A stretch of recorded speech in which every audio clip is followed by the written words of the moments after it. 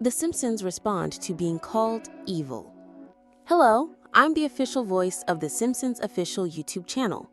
You may remember me from such classic internet videos as No, we did not predict the rise of Skittle-flavored mayonnaise and a serious look at the economics of Krusty Burger.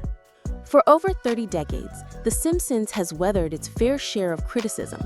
We've been called a menace, a bad influence, and, according to some online forums, not as good as Season 8.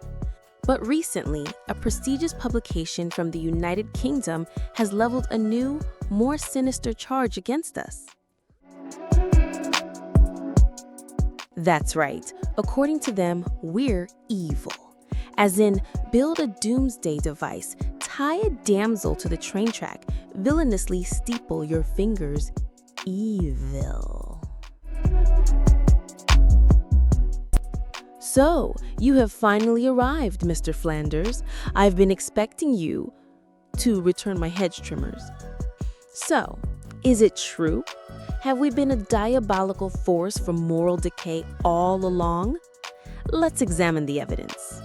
The author begins his argument by lamenting the state of modern children, suggesting our show is a kind of gateway drug to mindless entertainment. He calls us, and this is a direct quote, a honey trap designed to seduce you and your children into screen zombiedom. Well, he might have a point there, but his concern is for the children, who he sees getting sucked into a soulless void by garish cartoons.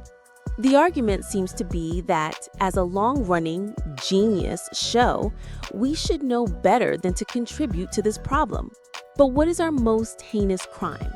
What piece of content do we feed to the youth that is so uniquely harmful? You guessed it, he's talking about The Itchy and Scratchy Show. He describes it as a show about, quote, a sadistic mouse doing things so impossibly grotesque and disgusting to a cartoon cat that it would surely have never been permitted in airing on TV watched by children. He argues that we only get away with it because we label it satire.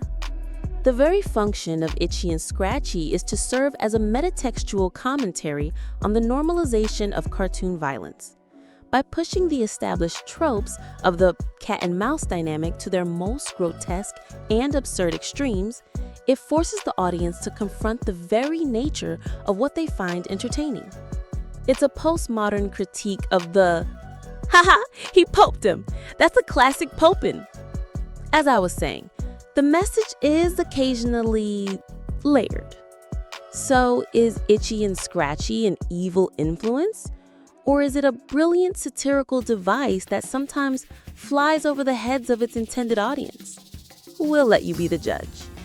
But the author's most baffling piece of evidence comes from his analysis of our recent season finale, Stranger Things. In his article, Mr. Dellingpole claims the ultimate moral of the episode was that television is, quote, the only thing left capable of bringing us all together. His proof? A scene where adult Bart and Lisa finally bond after years of distance by watching a gritty, edgy reboot of Itchy and Scratchy. Aha, see? TV is the answer. The screen is our one true savior. We are evil geniuses. Case closed. Except, Mr. Dellingpole, you appear to have missed the actual ending of the episode. It's like leaving a movie right before the hero defuses the bomb. You see, what truly brings Bart and Lisa together wasn't a TV show, it was this. So, the ultimate moral wasn't TV is good. It was a mother's love transcends time and is the true foundation of family. You missed the heartwarming, tear-jerking, emotionally resonant core of the story for the cat and mouse cartoon. Worst media interpretation ever. The author concludes by calling us evil genius and suggesting the whole internet rumor about Marge's death was a cynical marketing ploy we cooked up to keep the show relevant. I've got it. We air an episode with a 5-second fantasy sequence. then we do absolutely nothing to promote that detail, and we simply wait 6 months for a handful of websites to misinterpret it. It's foolproof.